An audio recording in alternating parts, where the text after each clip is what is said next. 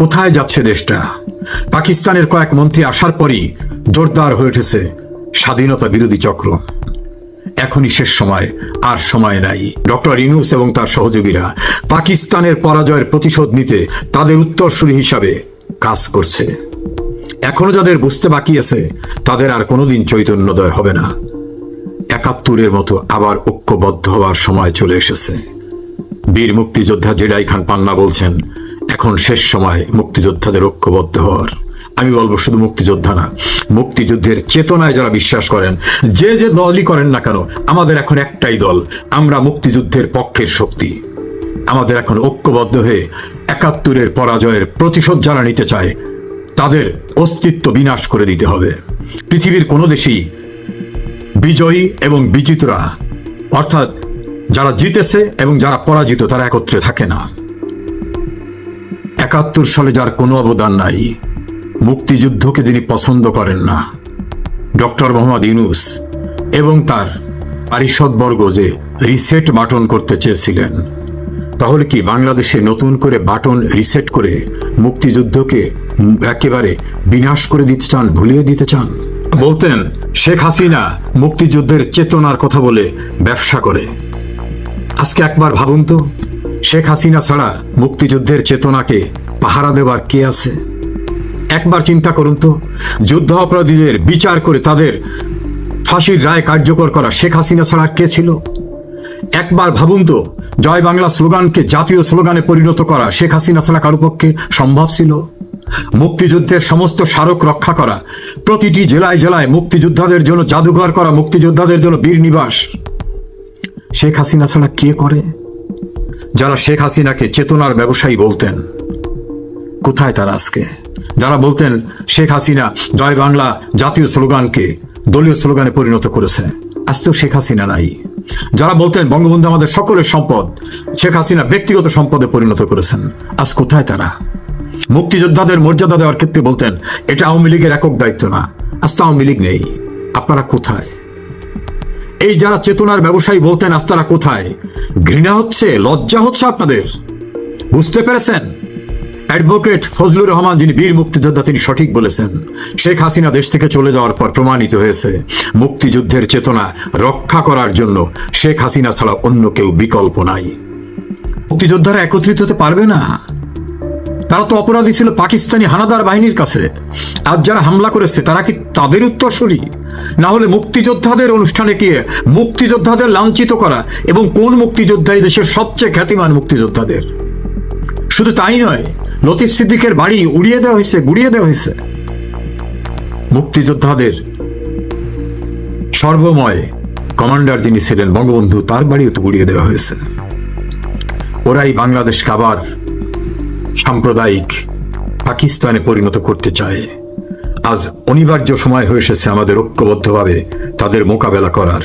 দেশে আজকে যে ভয়ঙ্কর ঘটনা ঘটে গেল, সেই ঘটনা স্মরণ করিয়ে দিচ্ছে ক্ষমতা দখলকারী ডক্টর মোহাম্মদ ইউনূস বলেছিল রিসেট বাটন, নতুন করে সবকিছু শুরু হবে, অতীতকে সব মুছে ফেলা হবে, এবং ২৪কে নিয়েই তার অভিযাত্রার কথা বলেছিলেন। তাহলে কি মহান মুক্তিযুদ্ধকে সত্যি সব মুছে ফেলার চেষ্টা? আজ রিপোর্টার্স ইউনিটিতে মুক্তিযুদ্ধ ৭১ নামক একটি দল নিরপেক্ষ সংগঠনের অনুষ্ঠানের আয়োজন ছিল। সেখানে বীর মুক্তিযোদ্ধা আব্দুল লতিফ সিদ্দিকী, ঢাকা বিশ্ববিদ্যালয়ের অধ্যাপক হাফিজুর রহমান কার্জন সহ অনেক বীর মুক্তিযোদ্ধা এবং বিশিষ্ট ব্যক্তিরা গেছিলেন। হঠাৎ করে ইউনূসের মব বাহিনী সেখানে গিয়ে তাদের উপর চড়াও হয়। তাদের জীবনে যে লাঞ্ছনা তারা কখনো কল্পনাও করেননি, সেভাবে তারা লাঞ্ছনার শিকার হন। লতিফ সিদ্দিকীর ২ গালে জুতা মারো তালে তালে, তার গায়ে হাত দেওয়া হয়েছে। কয়েকজন মুক্তিযোদ্ধাকে পিটিয়ে পিটিয়ে সেখানে ফেলে দেওয়া হয়েছে। হাফিজুর রহমান কার্জন বারবার বলতেছিলেন আমি ঢাকা বিশ্ববিদ্যালয়ের একজন প্রফেসর, তারপরেও তাকে লাঞ্ছিত করা হয়েছে। শুধু সেখানেই না, লতিফ সিদ্দিকীর বাড়িতে আক্রমণ করা হয়েছে। এই মবের কাছ থেকে তাদেরকে উদ্ধার করে, মবের সঙ্গে জড়িতদের গ্রেপ্তার না করে তাদেরকে গ্রেপ্তার করে ডিবি অফিসে নিয়ে যাওয়া হয়েছে। সব মিলে মনে হচ্ছে তা না হলে মুক্তিযুদ্ধের কথা বললেই সেটা অপরাধ, জয় বাংলার কথা বললে সেটা অপরাধ, মুক্তিযুদ্ধের চেতনার কথা বললে অপরাধ, মুক্তিযুদ্ধের সমস্ত স্মারককে দুমড়ে মুষড়ে গুড়িয়ে দেওয়া হচ্ছে। মুক্তিযুদ্ধের যে আতুরঘর সতীকাঘর বঙ্গবন্ধু ভবন, সেটাকে রাষ্ট্রীয় বাহিনীর উপস্থিতিতে রাষ্ট্রযন্ত্রের ব্যবহারের মধ্য দিয়ে গুড়িয়ে ধ্বংস করে দেওয়া হয়েছে। সারা বাংলাদেশের জাতির জনকের সমস্ত মুরাল গুড়িয়ে দেওয়া হয়েছে। এমনকি ক্যান্টনমেন্টের মধ্যেও যে মুরাল ছিল সেগুলোকে গুড়িয়ে দেওয়া হয়েছে। বীর শ্রেষ্ঠদের যে মুরাল ছিল তাও গুড়িয়ে দেওয়া হয়েছে। শিখা চিরন্তনী গুড়িয়ে দেওয়া হচ্ছে। আমরা কোথায় যাচ্ছি? তাহলে ইউনূসের কথাই সঠিক, রিসেট বাটন হচ্ছে, অর্থাৎ মুক্তিযুদ্ধকে ভুলিয়ে দিয়ে নতুন করে নতুন অধ্যায় সূচিত হবে। জয় বাংলা স্লোগান যারা যারা দিয়েছে তাদের অস্তিত্ব বিপন্ন। একটি শারীরিক প্রতিবন্ধী ছেলে, বাক প্রতিবন্ধী সাইদ, সেই সাইদকেও, সাইদের ছবিটা শুধু আমি আপনাদের দেখাতে চাই।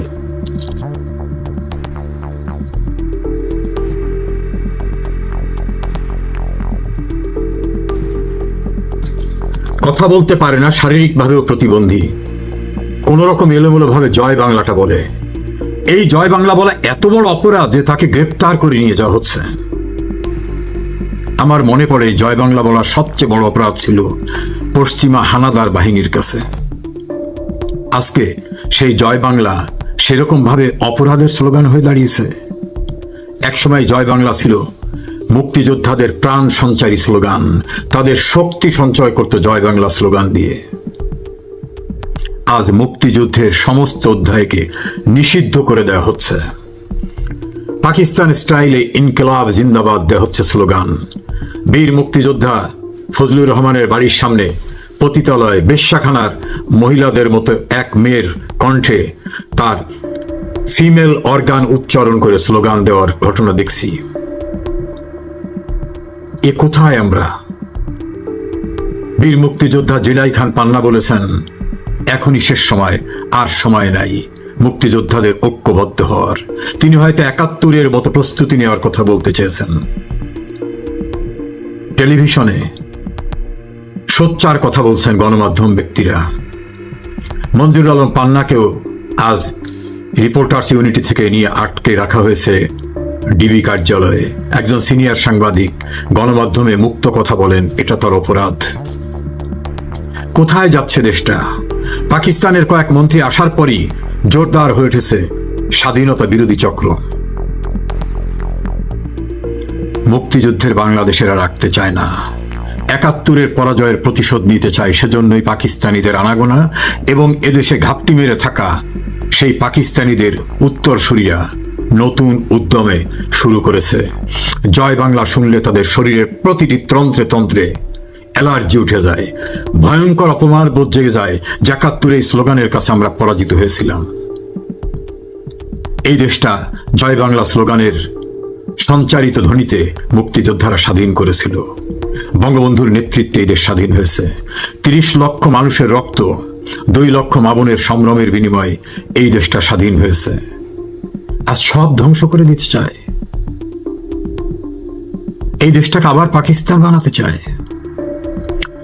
ডক্টর ইউনূসের যে রিসেট বাটন, মানে নতুন করে সব বাটন, অতীতের সব মুছে দিয়ে নতুন কিছু করতে চায়। না হলে মুক্তিযোদ্ধাদের অপরাধ কি? তারা একটা মূলত মুক্তিযোদ্ধাদের এই সংগঠন। দেশের প্রখ্যাত মুক্তিযোদ্ধারা সেখানে উপস্থিত হয়েছিলেন। সাংবাদিক, সাহিত্যিক, আইনজীবী, সুশীল সমাজের প্রতিনিধিরা সেখানে গিয়েছিলেন। আকস্মিকভাবেই ভয়ঙ্কর মব আক্রমণের শিকার হন তারা। পরবর্তীতে জানা যায় তারা সবাই জামাত শিবিরের লোক যারা আক্রমণ করেছে। ঘটনার আকস্মিকতায় হচকিত হয়ে ওঠেন সেখানে উপস্থিত সবাই। বীর মুক্তিযোদ্ধা আব্দুল লতিফ সিদ্দিকী, ঢাকা বিশ্ববিদ্যালয়ের শিক্ষক হাফিজুর রহমান কার্জন সহ উপস্থিত অনেকেই শারীরিকভাবে নিগৃহীত হন। নানাভাবে তাদেরকে অপমান করা হয়। এই ভয়ঙ্কর পরিস্থিতিতে সেখানে উপস্থিত বাংলাদেশের খ্যাতিমান অনেক সাংবাদিক এবং বিশিষ্ট জনেরাও বিস্মিত এবং হতবাক হয়ে যান। তারা অনেকেই নির্যাতনের শিকারে পরিণত হন, লাঞ্ছিত হন। পুলিশ এসে যায়, তাদেরকে উদ্ধারের নামে নিয়ে যাওয়া হয়। সবাই ধরে নিয়েছিল এই মব সন্ত্রাস আর বরদাস্ত করা হবে না। সেনাপ্রধান বলেছেন, সরকারের স্বরাষ্ট্র উপদেষ্টা বলেছেন, নিশ্চয়ই তাদের বিরুদ্ধে ব্যবস্থা নেওয়া হবে। হ্যাঁ, ব্যবস্থা নেওয়া হয়েছে। সন্ত্রাসের শিকার যারা লাঞ্ছিত হলেন, তাদের বিরুদ্ধে সন্ত্রাস দমন আইনে মামলা করা হয়েছে। সেখানে বাংলাদেশের গুরুত্বপূর্ণ অনেক সিনিয়র সাংবাদিক, সোহরাব হাসান, মাসুদ কামাল, মঞ্জুর আলম পান্না এবং আরো অনেক সাংবাদিক এবং প্রতিষ্ঠিত ব্যক্তিরা ছিলেন। অনেকে প্রাণ বাঁচাতে সাংবাদিকদের সাহায্যের আশ্রয় নিয়েছেন। 1971 সনে মুক্তিকামী মানুষ কাউকে পেলেই অভিযুক্ত করা হতো তাদেরকে এই কথা বলে, যারা দুষ্কৃতকারী, ভারতের দালাল, দেশের সার্বভৌমত্ব ধ্বংস করতে চায়। ঠিক একই চিত্র মুক্তিযোদ্ধারা একত্রিত হয়েছে মঞ্চ 71 নামক একটা দল নিরপেক্ষ সংগঠনের ব্যানারে। তারা হয়ে গেলেন এখন সন্ত্রাসী। যারা আক্রান্ত হলেন তারা হয়ে গেলেন সন্ত্রাসী। আর যারা প্রকৃত সন্ত্রাসী তারা হয়তো হবেন সাক্ষী। ডক্টর ইউনূস এভাবেই পাকিস্তানপন্থী বাংলাদেশের রাজনীতি এবং মব সংস্কৃতি দিয়ে তার সূচনা, তার ক্ষমতা দখল এবং টিকে থাকার চেষ্টা। কিন্তু এ জাতীয় চেষ্টা কখনোই সফল হয় না। তো আন্দোলনকে চাঙ্গা করার জন্য রাজনৈতিক স্লোগান অত্যন্ত গুরুত্বপূর্ণ একটি বিষয়। আমাদের দেশে যে কয়বার রাজনৈতিক পট পরিবর্তন হয়েছে, প্রতিটি রাজনৈতিক মতবাদ প্রতিষ্ঠিত হয়েছে। শাসন ক্ষমতায় এবং রাষ্ট্র ক্ষমতায় এক দলের পতন হয়ে অন্য দল যখন প্রতিস্থাপিত হয়েছে, সেটাকে কেন্দ্র করে কতগুলো ন্যারেটিভ হয়েছে। প্রথমত স্লোগান, দ্বিতীয়ত কতগুলো ভাষা, রাজনৈতিক ভাষা, আমি আস্তে আস্তে বলব। আর তৃতীয়ত গান, কবিতা, তারপর তথ্যচিত্র, এরপরে কার্টুন ইত্যাদি মনোজগতে নানা রকম প্রভাব বিস্তার করে একটি মতবাদকে প্রতিষ্ঠিত করে সমাজে। 2024 সনে যে জুলাই আগস্ট বিপ্লব, এই বিপ্লবের স্লোগানটা কি? ইনকিলাব জিন্দাবাদ। তো ইনকিলাব জিন্দাবাদ কিসের উপর প্রতিষ্ঠিত হয়েছে? জয় বাংলার উপর। জয় বাংলাকে ব্যাক ফুটেজে পাঠিয়ে দিয়ে সেখানে ইনকিলাব জিন্দাবাদ চলে এসেছে।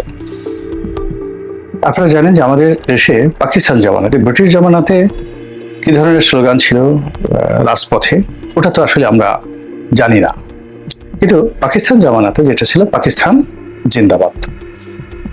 তো পাকিস্তান জিন্দাবাদের বিপরীতে জয় বাংলাটা 60-এর দশকেই ভীষণ রকম জনপ্রিয় হয়ে পড়ে। আর জয় বাংলার সঙ্গে জয় বঙ্গবন্ধু এই শব্দটি মূলত 70 সন থেকে এটি জনপ্রিয় হয়। আর এটি একেবারে রীতিমতো মানে রণসঙ্গীতে পরিণত হয় 71-এর মুক্তিযুদ্ধের সময়। জয় বাংলা, জয় বঙ্গবন্ধু, বীর বাঙালি অস্ত্র ধরো, এই যে সে আবার অমরত্ব দেওয়ার জন্য গান হলো, কবিতা হলো, সিনেমা হলো। সেই ধরুন সেই অরুণোদয়ের যে অগ্নিসাক্ষী, কিংবা ওরা 11 জন, কিংবা জহির রায়হানের লেট দেয়ার বি লাইট, বা দ্য জেনোসাইড, স্টপ জেনোসাইড, এরকম বিখ্যাত যে সিনেমাগুলো হয়েছে। তারপর আরো অনেক আবার তোরা মানুষ হ, খানা তাউর রহমানের। যদিও এখানে মুক্তিযোদ্ধাদেরকে আসলে ছোট করা হয়েছে, তারপরে এটা মুক্তিযুদ্ধের একটি গুরুত্বপূর্ণ সিনেমা। এরপরে যে দলিলগুলো, দস্তাবেজগুলো তৈরি হয়েছে, এই মূলত এই দুটো স্লোগানকে জয় বাংলা, জয় বঙ্গবন্ধু। তো জয় বাংলার আবার একটা অংশ আছে, সেটা হলো মানচিত্র, বাংলাদেশের একটা মানচিত্র। আর একটা পতাকা, জয় বাংলার মানচিত্র এবং পতাকা। আর জয় বঙ্গবন্ধু, সেই বঙ্গবন্ধু হলো একজন ব্যক্তি।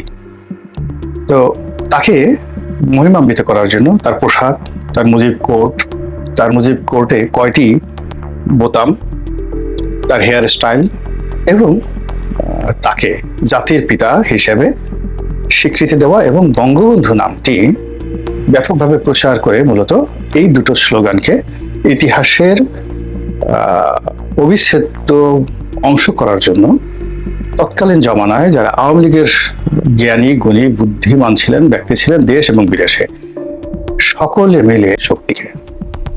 এখন এই যে ন্যারেটিভটা, এটা ৭৫ 15 আগস্টের পরে আবার সেই ন্যারেটিভটা থমকে গিয়েছিল এবং সেখানে আসলো যাকে বলা হয় বাংলাদেশ জিন্দাবাদ। তো বাংলাদেশ জিন্দাবাদ, এটার সঙ্গে আবার নারায়ে তাকবীর, আল্লাহু আকবার, এই যে স্লোগানটা, এটা ৭১ ছিল জয় বাংলার বিরুদ্ধে। তাহলে কি হলো? জয় বাংলা, জয় বঙ্গবন্ধুকে অপদস্থ করার জন্য তারা বলল নতুন বাংলাদেশ গড়ব মোরা। আর জয় বাংলার পরিবর্তে হলো পুরো বাংলাদেশ জিন্দাবাদ।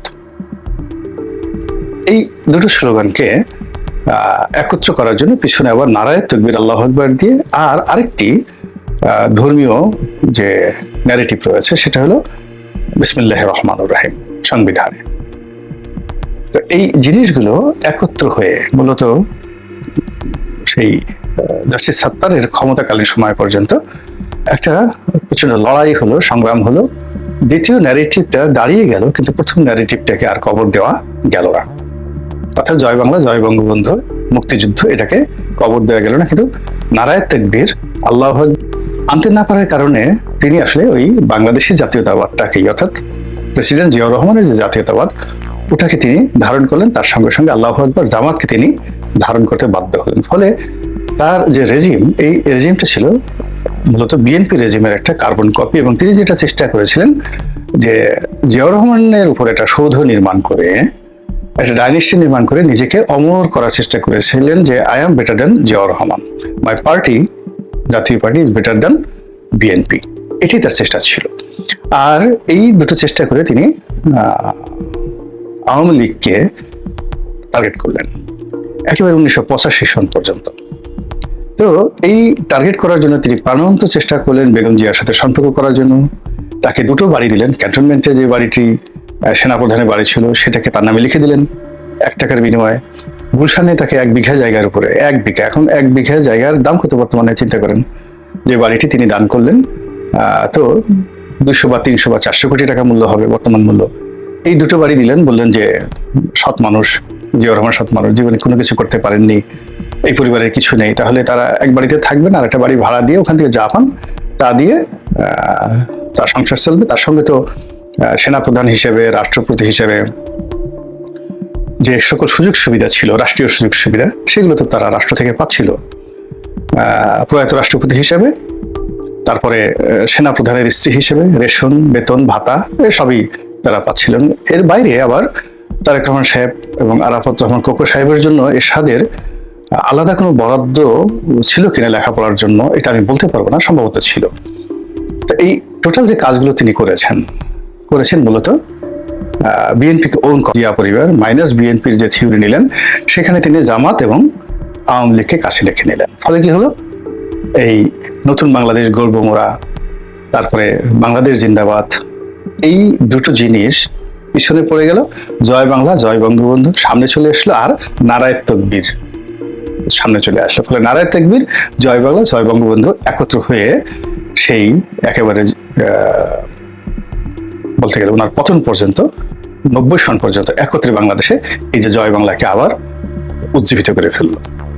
এবং তখন মানে 86 থেকে 90 পর্যন্ত আমার কাছে মনে হলো যে ওই সময়টিতে মানে বঙ্গবন্ধুকে নিয়ে, মুক্তিযুদ্ধকে নিয়ে, জয় বাংলাকে নিয়ে সব চাইতে ব্রিলিয়ান্ট কাজগুলো ওই সময়টাতে হয়েছে। 90-এর পরে আর হয়নি। আব্দুল গাফফার চৌধুরী, এমআর আখতার মুকুল, এবিএম মুসা, তারপর আনিসুজ্জামান থেকে শুরু করে মুক্তিযুদ্ধের সময়টিতে মেধা এবং মননশীলতায় যারা শ্রেষ্ঠতর সাহিত্যিক, কবি, সাংবাদিক ছিলেন। তারা জীবনের অভিজ্ঞতা, সম্মান এবং মর্যাদার একেবারে চূড়ান্ত পর্যায়ে ছিলেন ৮৬ থেকে ৯০ সন পর্যন্ত। এবং এই মানুষগুলো যার যার অবস্থান থেকে মুক্তিযুদ্ধকে, তারপরে বঙ্গবন্ধুকে, তারপর আওয়ামী লীগকে ওন করে যে ন্যারেটিভগুলো তৈরি করে গেছেন আমাদের পাক ভারত উপমহাদেশের ইতিহাসে, কোনো একটি রাজনৈতিক দল, সেই রাজনৈতিক দলের একটা ইতিহাস এবং সেই রাজনৈতিক দলের নেতাকে নিয়ে ওভাবে কাজ আমি দেখিনি। আপনারা ভারতে যদি যারা রাজনীতি করেন বা দেখেন, আপনি দেখেন কংগ্রেসকে নিয়ে যে কাজগুলো হয়েছে, তো সেই কংগ্রেসকে নিয়ে যে কাজগুলো হয়েছে তার চেয়ে বেশি কাজ আওয়ামী লীগকে নিয়ে হয়েছে মেধা এবং মানসিকতার জগতে। বিএনপি এবং জামাত ওই জায়গাটা এখনো টাচ করতে পারেনি, ঢুকতেই পারেনি। তো এখন সেই কাজের এগেনস্টে সেই কাজটাকে আবার এই বিভিন্ন, যেমন দেখা গেল একটা তাজমহল তৈরি হয়েছে, তাও ৮৬ থেকে ৯০ পর্যন্ত যে তাজমহলগুলো তৈরি হয়েছে, সেই তাজমহলের উপর ৯৬ থেকে সম্ভব পর্যায়ের ন্যারেটিভ, অথবা যতদিন রবে পদ্মা মেঘনা গৌরী বহমান, ততদিন কীর্তি রবে তোমার শেখ মুজিবুর রহমান।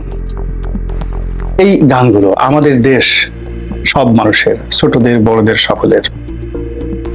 এই গানগুলোর বিকল্প আমার সোনার বাংলা, আমি তোমায় ভালোবাসি। এই গানগুলোর বিকল্প যে ন্যারেটিভ, সেই ন্যারেটিভ স্বাধীনতার পর থেকে আজ পর্যন্ত তৈরি হয়নি এবং এই ইনকলাবকে সাপোর্ট দেওয়ার জন্য এখনো তৈরি করা যায়নি এবং হবে না। একটা গানই রচিত হয়নি যেটা মানুষের হৃদয়কে নাড়া দিয়ে যাবে। একটা মানে ব্যক্তিত্ব হয়নি, তৈরি হয়নি, একটা কলম তৈরি হয়নি। এখানে পিনাকিরা যে চেষ্টা করছেন, তো পিনাকিরা যে চেষ্টা করছেন, এখন পিনাকিকে যদি আপনি চিন্তা করেন, আপনি তার অঙ্গভঙ্গি, তার পেশি, তার হাতের ব্রেসলেট, তার গেঞ্জি, তার মোজ, তার হেয়ার স্টাইল, তার চেহারা, তার কথাবার্তা, তার শব্দ এবং তিনি যে বিষয়গুলো মানে বলার চেষ্টা করছেন, সেগুলো আবহমান বাংলার হাজার বছরের যে কৃষ্টি এবং কালচার, এটার সঙ্গে কন্ট্রাডিক্ট করছে। এক, ২ নম্বর হলো ইনকিলাব জিন্দাবাদ, যেটা ইসলামাইজেশন, এটার সঙ্গে পরিপূর্ণভাবে কন্ট্রাডিকশন করছে। তার চেয়ে তিনি যদি সাথে সাথে লা ইলাহা ইল্লাল্লাহু মুহাম্মাদুর রাসূলুল্লাহ সাল্লাল্লাহু আলাইহি ওয়াসাল্লাম এই কথা বলে লম্বা দাড়ি রাখতেন, মাথায় সুন্দর করে টুপি পরতেন এবং বলতেন যে আমি ইনকিলাব জিন্দাবাদের জন্য আমার জীবনকে কোরবান করলাম। এবং একই ঘটনা ঘটেছিল পাকিস্তান জামানাতে ঘটেছিল। একজন খুব বিখ্যাত সাংবাদিক ছিলেন আবুল আসাদ, মূলত শাইটুম নামক একটা সংবাদপত্রে তিনি চাকরি করতেন, জার্মান পত্রিকাতে ইহুদি ছিলেন। তো ইহুদি পণ্ডিত রূপে তিনি বাদশাহ আব্দুল আজিজের খুব ঘনিষ্ঠ বন্ধু ছিলেন। সৌদি আরবের যে বর্তমান প্রতিষ্ঠাতা বাদশাহ আব্দুল আজিজ ইবনে সৌদ তার ঘনিষ্ঠ বন্ধু ছিলেন এবং পরবর্তীতে তিনি মুসলিম হয়ে সৌদি নাগরিকত্ব নিয়ে পাকিস্তান আন্দোলনের সঙ্গে যুক্ত হয়েছিলেন এবং নতুন যে পাকিস্তান সরকার হয়েছিল সেই সরকারের অত্যন্ত গুরুত্বপূর্ণ একজন ইন্টেলেকচুয়াল ব্যক্তি ছিলেন। ফলে তিনি পাকিস্তানের জন্য যে ন্যারেটিভগুলো তৈরি করে গিয়েছেন, বিশেষ করে ইসলামাইজেশনের ক্ষেত্রে, এটা পাকিস্তান রাষ্ট্রটি এখনো পর্যন্ত সেই আবুল আসাদের যে ন্যারেটিভগুলো, সেই ন্যারেটিভের উপর স্টিল প্রতিষ্ঠিত। এখানে আল্লামা ইকবালের যে চিন্তা চেতনা, ওটা কিন্তু সর্বভারতীয় ছিল। তিনি যে ইসলামাইজেশনের কথা চিন্তা করতেন, এটা পাকিস্তান কেন্দ্রিক নয়। মানে তিনি পাকিস্তান নামটা উদ্ভাবন করেছেন তিনি, কিন্তু তার যে যত সারা জাহা সে আচ্ছা হিন্দুস্তান হামারা, এই যে ভারতের জাতীয় সঙ্গীত, এটা আল্লামা ইকবালের। তার যে কবিতা, তার যে দার্শনিকতা, তিনি সেই দার্শনিকতা হলো বিশ্বকে নিয়ে। জালালউদ্দিন রুমি যেমন সারা পৃথিবীর মুসলমানদেরকে নিয়ে চিন্তা করেছিলেন, ওইরকম তার যে ইসলামী দার্শনিকতা, ওটা কেবলই মাত্র সারা দুনিয়ার মুসলমানদেরকে নিয়ে। আর তার যে জাতীয়তাবোধ, তার যে দেশপ্রেম, জাতীয়তাবোধ, ওটা সর্বভারতীয়, সারা জাহাসে আসা হিন্দুস্তান হামারা, হিন্দুস্তানকে নিয়ে। কিন্তু পাকিস্তানকে নিয়ে ইন্টেলেকচুয়াল লেভেলে যে রাষ্ট্রতন্ত্রের মধ্যে আগে যারা কাজ করেছেন পাকিস্তান প্রতিষ্ঠার জন্য, তার মধ্যে আমাদের শেরে বাংলা ফজলুল হকও আছেন, কিন্তু একটা রাষ্ট্র কাঠামো যখন দাঁড়ায়, ওটাকে সাংস্কৃতিক ক্ষেত্রে শক্তিশালী করার জন্য যে ব্যক্তিটি সবচেয়ে গুরুত্বপূর্ণ কাজ করেছেন তিনি আবুল আসাদ। তার তাফসির যদি পড়েন, কোরআনের তাফসির, কিংবা তার রোড টু মক্কা, বিখ্যাত বই মক্কার পথে, আপনি বুঝতে পারবেন যে কত বড় পণ্ডিত ছিলেন। আবুল আসাদের একটা পশমের অংশ হওয়ার মতো দুঃসাহস আমার নাই। যোগ্যতার কথা বললাম না, জ্ঞান, বিজ্ঞান এবং আর্থ উপলব্ধি, দার্শনিকতা, আবুল আসাদের একটা পশম হওয়ার সাহস আমি করি না। তো সেই ক্ষেত্রে যদি পাকিস্তান রাষ্ট্রের মতো একটা ধারণা তৈরি করতে চান, তাহলে পিনাকি যারা আছেন, পিনাকি, তার সাথে কনক সরোয়ার, তার সঙ্গে মাহমুদুর রহমান, আমার দেশের, যারা এই ইনকিলাব জিন্দাবাদকে কেন্দ্র করে একটা নতুন ইসলামাইজেশন করতে চাচ্ছেন, নতুন একটা ন্যারেটিভ তৈরি করতে চাচ্ছেন এবং জয় বাংলা, জয় বঙ্গবন্ধুকে কবর দিতে চাচ্ছেন, তাদেরকে অবশ্যই আবুল আসাদ কিংবা আল্লামা ইকবাল ওনাদের মতো, মানে ওনারা যেভাবে ফার্সি সাহিত্য, আরবি সাহিত্য, মহেঞ্জোদারো এবং হরপ্পার সভ্যতা এবং পাকিস্তানের জাতিগোষ্ঠীর সঙ্গে যে আরিয়ান আর্য সভ্যতা, এই জিনিসগুলোকে একত্র করে একটা এমন জাতীয়তাবাদ তৈরি করে ফেলেছে যে পাকিস্তানের প্রত্যেকটা লোক মনে করে তারা পৃথিবীর শ্রেষ্ঠ নাগরিক। আর আমাদের দেশের এক মুহূর্তের সমস্যাটা হলো, আমরা মনে করি এই পৃথিবীতে যদি অধম কেউ থাকে, অপদার্থ কেউ থাকে, চরিত্রহীন কেউ থাকে, বাজে মানুষ কেউ থাকে, আমরা বাঙালিরা। এগুলো পাকিস্তানের সাথে আমাদের ডিফারেন্স।